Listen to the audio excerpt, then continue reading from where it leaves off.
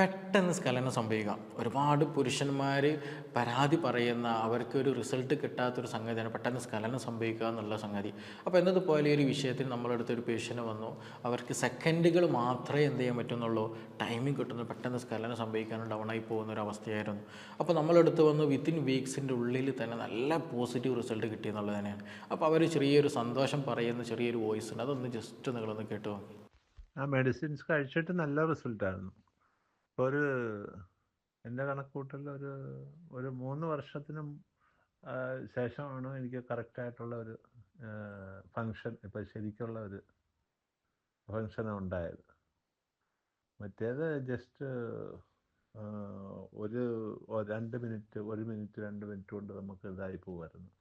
ഇപ്പം കറക്റ്റ് ഒരു 5 മിനിറ്റൊക്കെ ഏറ്റവും കുറഞ്ഞത് നമുക്ക് ഇത് കിട്ടുന്നുണ്ട്, ടൈമിങ് കിട്ടുന്നുണ്ട്. നല്ല റിസൾട്ടാണ്. അപ്പം അതിൻ്റെ ആ ടാബ്ലറ്റ്സ് കഴിക്കുന്ന കാര്യം ഡീറ്റെയിൽസ് ചോദിക്കാൻ വേണ്ടിയാണ് ഞാൻ കോൾ ചെയ്യാമെന്ന് വിചാരിച്ചത്. അപ്പോൾ ഈ ഒരു കേസിൽ ഇവരുടെ മെയിൻ പ്രധാനമായിട്ടുള്ളൊരു പ്രശ്നം എന്ന് വെച്ചുള്ളത് എന്താണ്, എല്ലാവർക്കും മിക്ക ആളുകൾക്കുള്ളത് പോലെ എന്ത് തന്നെയാണ്, പെട്ടെന്ന് സ്ഖലനം സംഭവിക്കുന്നതാണ്, ടൈമിംഗ് കിട്ടുന്നില്ല, പാർട്ട്ണറുമായിട്ട് അതുകൊണ്ട് എൻജോയ് ചെയ്യാൻ പറ്റുന്നില്ല, സെക്ഷൽ റിലേഷൻഷിപ്പ് എന്ത് ചെയ്യാണ് പ്രയാസത്തിലാകുന്നുണ്ട്, പരസ്പരം ദാമ്പത്യ പ്രശ്നങ്ങൾ വരുന്നുണ്ട്. അങ്ങനെ വീട്ടിൽ തന്നെ അത് പലപ്പോഴും പല ബുദ്ധിമുട്ടുകളും കാര്യങ്ങളൊക്കെ ഉണ്ടാകുന്ന ഒരവസ്ഥ. ഇത് ഇദ്ദേഹത്തിൻ്റെത് മാത്രമല്ല, ഒരുപാട് ആളുകൾ നമ്മളടുത്ത് വരുന്നുണ്ട് ഈ ഒരു വിഷയത്തുമായി ബന്ധപ്പെട്ടിട്ട്. അപ്പോൾ ഈ പ്രീമച്ചർ ഇജാക്കുലേഷൻ എന്നുള്ളതിന് ട്രീറ്റ്മെൻറ്റ് ഇല്ല എന്നുള്ളത് പലൊരു തെറ്റിദ്ധാരണയും ഉണ്ട് എന്നുള്ളതാണ്. കാരണം ഇത് പല ആളുകൾ സ്വകാര്യമായിട്ട് വെക്കും, തോന്നിയതുപോലെ മെഡിസിൻസ് ഒക്കെ എടുത്ത് കഴിക്കും എന്നുള്ളതൊക്കെയാണ്.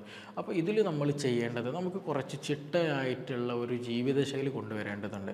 അതിനോട് ചേർന്നിട്ട് ചില മെഡിസിൻസുകൾ നമ്മൾ എടുക്കുകയാണെന്നുണ്ടെങ്കിൽ നല്ല തോതിൽ നമുക്കത് പൂർണ്ണമായിട്ട് തന്നെ നല്ല ചെയ്യാൻ പറ്റും. ഇപ്പോൾ ഈ കേസിലാണെന്നുണ്ടെങ്കിൽ ഒരു 5 മിനിറ്റ്, ഒരു വിത്തിൻ 5-10 സെക്കൻഡ് അവർക്ക് ടൈം കിട്ടുന്നുള്ളൂ. പക്ഷേ അതിപ്പോൾ ഒരു 5 മിനിറ്റിലേക്ക് എത്തിയിട്ടുണ്ട്. അപ്പോൾ ഇനി കുറച്ച് കാര്യങ്ങൾ എക്സസൈസ് കുറച്ച് കാര്യങ്ങളൊക്കെ നിർദ്ദേശിച്ചിട്ടുണ്ട്.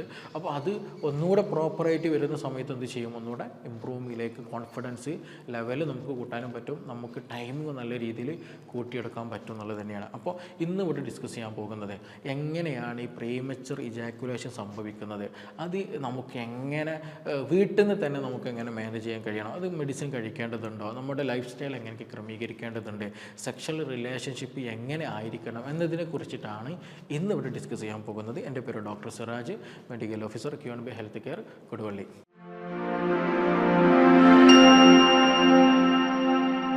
അപ്പോൾ ഈ പ്രീമച്ചർ ഇജാക്കുലേഷൻ എന്ന് വെച്ചിട്ടുണ്ടെങ്കിൽ പെട്ടെന്ന് സ്ഖലനം സംഭവിക്കുക, അതായത് നമ്മൾ ഉദ്ദേശിക്കാതെ തന്നെ എന്ത് ചെയ്യുക, പെട്ടെന്ന് ഉദാഹരണം വന്ന് പെട്ടെന്ന് തന്നെ എന്ത് ചെയ്യും, ജസ്റ്റ് ഒരു ടച്ചിങ്ങിലൂടെയോ അല്ലെങ്കിൽ ജസ്റ്റ് ഒന്ന് ഇൻസേർട്ട് ചെയ്യാൻ നിൽക്കുന്ന ഒരു സമയത്ത് തന്നെ പെട്ടെന്ന് ഇൻ്റർകോഴ്സ് ചെയ്യാൻ നിൽക്കുന്ന സമയത്ത് തന്നെ പെട്ടെന്ന് സ്ഖലനം സംഭവിച്ചു പോകുക എന്ന ഒരു അവസ്ഥയാണുള്ളത്. ചിലപ്പോൾ അത് 1 മിനിറ്റ് 2 മിനിറ്റിനുള്ളിൽ എന്ത് ചെയ്യും, പെട്ടെന്ന് സ്ഖലനം സംഭവിച്ചു പോകും. അപ്പോൾ സ്വാഭാവികമായിട്ടും നമ്മുടെ പാർട്ട്ണർക്ക് എന്ത് ചെയ്യില്ല, ആ ഒരു ടൈമിംഗ് കിട്ടില്ല, അവർക്ക് സാറ്റിസ്ഫാക്ഷൻ കിട്ടില്ല, അവർക്ക് ഓർഗാസം ലഭിച്ചിട്ടുണ്ടായിരിക്കില്ല. അപ്പോൾ അത് സ്വാഭാവികമായിട്ടും അവർക്കിടയിൽ പിന്നെന്ത് ചെയ്യും, ഭിന്നതകൾ വരും, പ്രശ്നങ്ങൾ വരും എന്നാണ്. അപ്പോൾ ഒട്ടുമിക്ക ഫാമിലീസിൽ ഉണ്ടാകുന്ന ഒരു പ്രശ്നമാണെന്നുള്ളതാണ്. അപ്പോൾ ഇങ്ങനെയുള്ള ഈ ഒരു പെട്ടെന്ന് സ്ഖലനം സംഭവിക്കുന്ന 2 തരത്തിൽ നമുക്ക് കാണാൻ കഴിയും.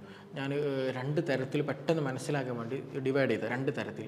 ഒന്ന്, ആദ്യമായിട്ട് ഫസ്റ്റ് വിവാഹം കഴിഞ്ഞ സമയത്ത് എന്ത് ചെയ്യാറുണ്ട്, ഈ പറഞ്ഞതുപോലെ പെട്ടെന്ന് വിവാഹം കഴിഞ്ഞൊരു സമയമുണ്ട്, ഫസ്റ്റ് കോയിറ്റസ് നടക്കുന്ന ടൈം, ആ ഒരു സമയത്ത് ചില ആളുകൾക്ക് ഈ പറഞ്ഞതുപോലെ എന്ത് ചെയ്യാറുണ്ട്, പെട്ടെന്ന് സ്ഖലനം സംഭവിക്കുക, ടൈമിങ് കിട്ടില്ല പെട്ടെന്ന്. അപ്പോൾ അതിൽ തന്നെ ചില ആളുകൾ വിളിച്ച് പറയാറുണ്ട്, ഡോക്ടറെ എനിക്ക് ഇങ്ങനെ പ്രശ്നമുണ്ടോ, ബുദ്ധിമുട്ടുണ്ടോ, കുട്ടികളുണ്ടാവില്ലേ, ഫെയിലായി പോവോ, പ്രശ്നമാവോ, ടൈമിങ് കിട്ടുന്നില്ല എന്നുള്ള രീതിയിലാണ് ആകെ ടെൻഷനും ബേജാറായിട്ട് വിളിക്കൽ.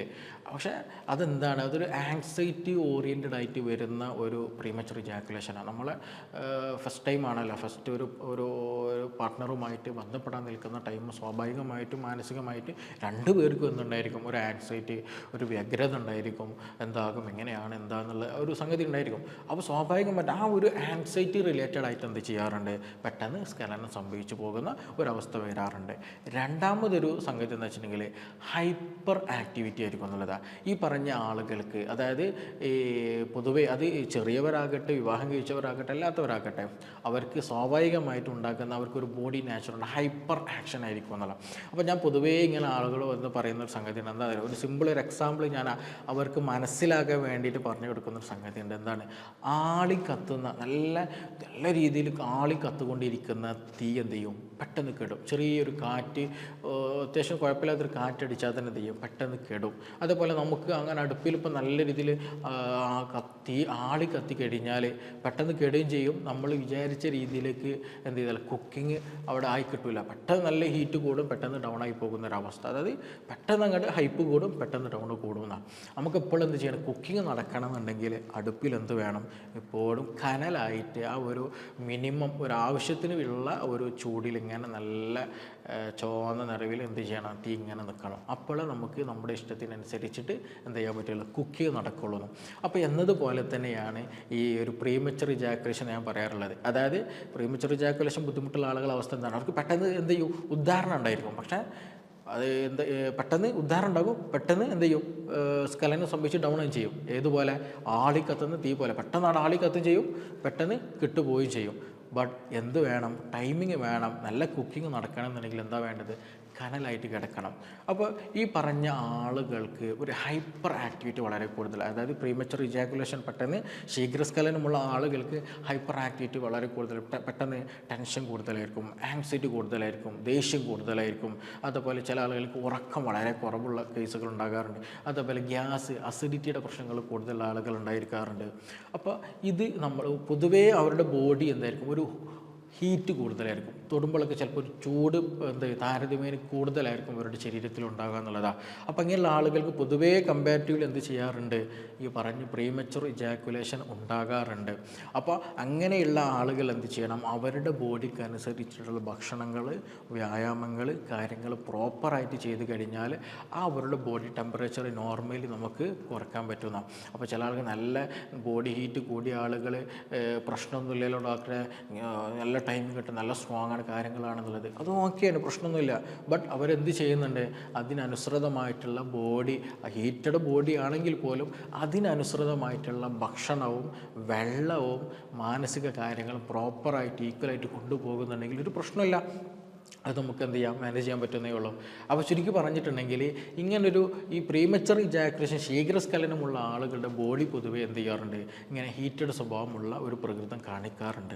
അപ്പോൾ അതുകൊണ്ട് തന്നെ ആ ഹീറ്റും പ്രകൃതം ഉള്ളത് കൊണ്ട് അതില്ലാത്ത തരത്തിലുള്ള, ഹീറ്റിംഗ് കൂട്ടാത്ത തരത്തിലുള്ള ഒരു ലൈഫ് സ്റ്റൈൽ നമ്മൾ കൊണ്ടുവരാമെന്നുള്ളതാണ് സിമ്പിളായിട്ട് ഇതിൽ നമുക്ക് പറയാനുള്ളത്. അതിൽ ഞാൻ പൊതുവേ നിർദ്ദേശിക്കുന്ന കാര്യം കൂടിയാണത്. അതിലൊന്ന് നമ്മൾ ശ്രദ്ധിക്കേണ്ടത് സമയത്തിന് ഉറങ്ങുക എന്നുള്ളതാണ്. ദിവസവും നമ്മൾ എന്ത് ചെയ്യണം, ഒരു 7 മണിക്കൂറെങ്കിലും നല്ല ഡീപ്പ് സ്ലീപ്പ് കിട്ടണം കേട്ടോ. ചില ആളുകൾ എന്താ വെച്ചിട്ടുണ്ടെങ്കിൽ രാത്രി ഉറക്കത്തിന് സമയത്ത് ഒന്ന് എണീക്കും, പിന്നെ തിരിഞ്ഞോ മറിഞ്ഞോ കിടന്നും മറിഞ്ഞൊക്കെ എണീറ്റ് ഒരു മണിക്ക് എണീറ്റാൾ 3 മണി 4 മണിക്ക് ഉറങ്ങുകയുള്ളൂ. അത് എന്ത് ചെയ്യണം, അത് നമ്മൾ പ്രോപ്പറാക്കി കൊണ്ടുവരേണ്ടതുണ്ട്. അതൊന്ന് ശ്രദ്ധിക്കുക. അപ്പോൾ ഉറക്കം നമ്മൾ പ്രോപ്പറാക്കി കൊണ്ടുവരാമെന്നാണ്. 2, നല്ല തോതിൽ വെള്ളം കുടിക്കുക എന്നുള്ളതാണ്. മിക്ക ആളുകളും പലപ്പോഴും എന്ത് ചെയ്യാറില്ല, വെള്ളം കുടിയെ ശ്രദ്ധിക്കാറില്ല, ഭക്ഷണം മാത്രം കഴിക്കും എന്നുള്ളതാണ്. അപ്പോൾ വെള്ളം കുടിയിൽ നമ്മൾ ശ്രദ്ധിക്കേണ്ടത് ദിവസവും നല്ല രീതിയിൽ എന്ത് ചെയ്യണം, ഒരു 2-3 ലിറ്റർ വെള്ളം ദിവസവും കുടിക്കുക എന്നുള്ളതാണ്. രാവിലെ എണീറ്റിട്ട് പിറ്റേ ദിവസം രാത്രി കിടക്കുന്നതിന് മുമ്പായിട്ട് ഒരു 3 ലിറ്റർ വെള്ളം നിർബന്ധമായിട്ട് നമ്മൾ കുടിക്കുക. അത് പ്രത്യേകിച്ച് കൂവ തിളപ്പിച്ച വെള്ളമോ ഇനി അതുമല്ലാന്നുണ്ടെങ്കിൽ മല്ല് തിളപ്പിച്ച വെള്ളമൊക്കെ ആണെന്നുണ്ടെങ്കിൽ വളരെ വളരെ നല്ല ഒരു ഉചിതമായിട്ടുള്ള ട്രീറ്റ്മെൻറ്റും കൂടെയാണ്. അപ്പോൾ നല്ല രീതിയിൽ വെള്ളം കുടിക്കുക എന്നുള്ളതാണ്. 3, നമ്മൾ ശ്രദ്ധിക്കേണ്ടത് സ്പൈസസ് ആയിട്ടുള്ള ഫുഡുകളൊക്കെ ഒഴിവാക്കുന്നത്. എരിവ് കൂടിയ ഭക്ഷണങ്ങളൊക്കെ നല്ല ബോഡി ടെമ്പറേച്ചർ കൂട്ടും, അസിഡിറ്റിൻ്റെ പ്രശ്നങ്ങൾ കൂട്ടും, ഇറിറ്റേഷൻസുകളൊക്കെ നല്ലോണം കൂട്ടും, ഉറക്കമില്ലായ്മ കൂട്ടും, ഇങ്ങനെ പല പ്രശ്നങ്ങളുണ്ടാകും. അപ്പോൾ അസിഡിറ്റി ഉള്ള ഭക്ഷണങ്ങൾ, അതേപോലെ സുറുക്കയിലിട്ട ഭക്ഷണങ്ങളും കാര്യങ്ങളൊക്കെ എന്ത് ചെയ്യുക, ഉപ്പിലിട്ട ഭക്ഷണങ്ങളൊക്കെ നമ്മൾ പൂർണ്ണമായിട്ട് മാറ്റി വെക്കുക എന്നുള്ളതാണ്. 4, നമ്മൾ ശ്രദ്ധിക്കേണ്ടത് ടെൻഷൻ ഫ്രീ ആവുക എന്നുള്ളതാണ്. ചിന്ത നമ്മളെപ്പോഴും ക്രമീകരിക്കണം എന്നുള്ളതാണ്. അമിതമായിട്ട് ചിന്തിച്ച് കൂട്ടി ഉണ്ടാക്കരുത്. അത് വലിയ തോതിൽ നമ്മുടെ സെക്ഷൽ ലൈഫിനെ ബാധിക്കാറുണ്ട്. പെട്ടെന്ന് ദേഷ്യം വരും, പെട്ടെന്ന് ചില ആളുകൾ ചോദിച്ചിട്ടുണ്ടെങ്കിൽ ഡോക്ടർ എനിക്ക് ടെൻഷനൊന്നുമില്ല, വേറെ പ്രശ്നങ്ങളോ കാര്യങ്ങളൊന്നുമില്ല. ബട്ട് നമ്മൾ ടെൻഷൻ എന്നുള്ളത് മറ്റൊരർത്ഥത്തിൽ എടുക്കരുത്. ടെൻഷൻ എന്ത് മതി, നമ്മുടെ ബ്രെയിനിന് കൊടുക്കുന്ന എക്സ്ട്രാ വർക്കുകളും അതൊരു തരത്തിൽ ടെൻഷനാണ്. അതായത് ഒരു സമയത്ത് ഫ്രീ ഇല്ലാതെ ഫുൾ ടൈം വർക്കുള്ള ഒരാളെ സംബന്ധിച്ചിടത്തോളം അത് ബ്രെയിനിന് ഫിസിക്കലി കൊടുക്കുന്ന ഒരു തരം ടെൻഷനാണ് അല്ലേ. ഞാനിപ്പോൾ എൻ്റെ കൈ ഇതെപ്പോഴും ഇവിടെ ഇങ്ങനെ ഹാമർ കൊണ്ട് ഇങ്ങനെ അടിച്ചുകൊണ്ടിരിക്കുകയാണ് നിൽക്കുക. ഇത് കൈ കൊണ്ട് അടിക്കുക അതൊരു നോർമൽ പ്രവർത്തനമാണ് അല്ലേ, കൈയിൻ്റെ ഒരു പ്രവർത്തനം. പക്ഷെ ഞാൻ 24 മണിക്കൂറും കിടക്കുന്ന സമയത്ത് ഉറങ്ങുന്ന സമയത്തൊക്കെ ഈ പ്രവർത്തനം നടത്തിയാൽ എന്താ പ്രശ്നം, എൻ്റെ കയ്യിനത് പ്രശ്നമാണ് മനസ്സിലായില്ല, എൻ്റെ കൈ ചെയ്യുന്ന പ്രവർത്തനമാണ്. പക്ഷെ അത് ഞാൻ എപ്പോഴും ചെയ്ത് കഴിഞ്ഞാൽ, ഇതിന് റെസ്റ്റ് ഇല്ലാതെ ചെയ്ത് കഴിഞ്ഞാൽ എൻ്റെ കൈക്ക് അത് കംപ്ലൈൻറ്റ് വരും, പ്രശ്നമാകും. എന്നതുപോലെ നമ്മുടെ വർക്ക്, നമ്മുടെ ചിന്തകൾ നല്ലതാണ്, അത് വേണ്ടതാണ്. പക്ഷേ നമ്മൾ ഫ്രീ ഇല്ലാണ്ട് എപ്പോഴും നമ്മുടെ ജോലി സംബന്ധമായിട്ടോ വർക്ക് സംബന്ധമായിട്ടോ പ്രൊജക്റ്റ് സംബന്ധമായിട്ടോ എപ്പോഴും നമ്മൾ അത് സംബന്ധമായിട്ട് പോയി കഴിഞ്ഞിട്ടുണ്ടെങ്കിൽ അത് വലിയ തോതിൽ എന്ത് ചെയ്യും, നമുക്ക് ഡിപ്രഷനും കാര്യങ്ങളൊക്കെ എത്തിക്കുന്ന.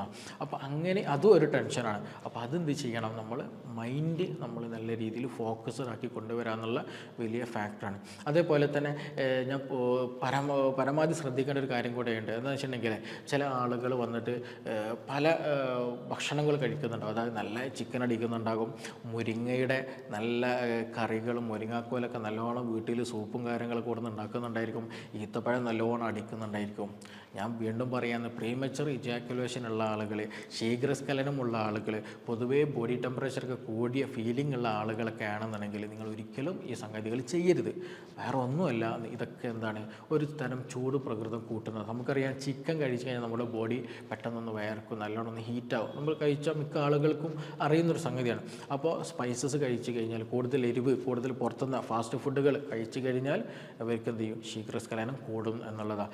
ഈത്തപ്പഴം ചൂടാണ്, ഈത്തപ്പഴത്തിന് പ്രകൃതം ചൂടാണ്, ചൂട് പ്രകൃതമുള്ളൊരു ഭക്ഷണമാണ്. അപ്പോൾ ഈത്തപ്പഴം നമ്മൾ നല്ല രീതിയിൽ ജ്യൂസൊക്കെ അടിച്ചിട്ട് ഒരു 5-7 വെറും വയറ്റിലും അല്ലാതെയും കിടക്കുന്നതിന് മുമ്പൊക്കെ രീതിയിൽ നമ്മൾ കഴിച്ചിട്ടുണ്ടെങ്കിൽ അത് പ്രശ്നമാണ്. അപ്പോൾ എന്ത് ചെയ്യുക, അതേപോലെ നേന്ത്രപ്പഴം കൂടുതലായിട്ട് കഴിച്ചിട്ടുണ്ടെങ്കിലും അവർക്ക് ശീഘ്രസ്ഖലനം ഉണ്ടാകാറുണ്ട്. അതേപോലെ തന്നെയാണ് മാങ്ങ കഴിച്ചു കഴിഞ്ഞാൽ ശീഘ്രസ്ഖലനം പല ആളുകൾക്കും ഉണ്ടാകാറുണ്ട്. എല്ലാവർക്കും ഉണ്ടാകും എന്നല്ല ഞാൻ പറഞ്ഞത്. ചില പ്രകൃതമുള്ള ബോഡിയുണ്ട്, അവർക്ക് അവരുടെ ബോഡിക്ക് അനുസരിച്ചിട്ടുള്ള ഭക്ഷണങ്ങൾ നമ്മൾ കഴിക്കണം. അതേപോലെ തന്നെ മുരിങ്ങയും മുരിങ്ങാക്കായൊക്കെ കഴിച്ചിട്ടുണ്ടെങ്കിൽ എന്ത് ചെയ്യാറുണ്ട്, പെട്ടെന്ന് സ്ഖലനം കൂടാറുണ്ട്. അവരെന്ത് ചെയ്യണം, ഈ പ്രീമച്ചർ ഇജാക്കുലേഷൻ ഉള്ള ആളുകൾ, പെട്ടെന്ന് സ്ഖലനം സംഭവിക്കുന്ന ആളുകൾ ഒന്ന് ശ്രദ്ധിക്കണം. തൈര് നല്ലൊരു ഭക്ഷണമാണ്. തൈര്, പാല്, വെണ്ണ, നെയ്യ്, ഇങ്ങനെ പാലുൽപ്പന്നങ്ങൾ വളരെ നല്ല, മോര് നല്ലതാണ്. അപ്പോൾ ആ പറഞ്ഞ കാര്യങ്ങൾ ശ്രദ്ധിക്കുക. നല്ല വെള്ളം കുടിക്കുക, കൂവയുടെ വെള്ളം കുടിക്കുക, നന്നായിട്ട് ഉറങ്ങുക. പിന്നെ ഇതൊന്നും ഇല്ലാത്ത രീതിയിലുള്ള ഭക്ഷണം കാര്യങ്ങളൊക്കെ എന്ത് ചെയ്യുക, ശ്രദ്ധിക്കുക.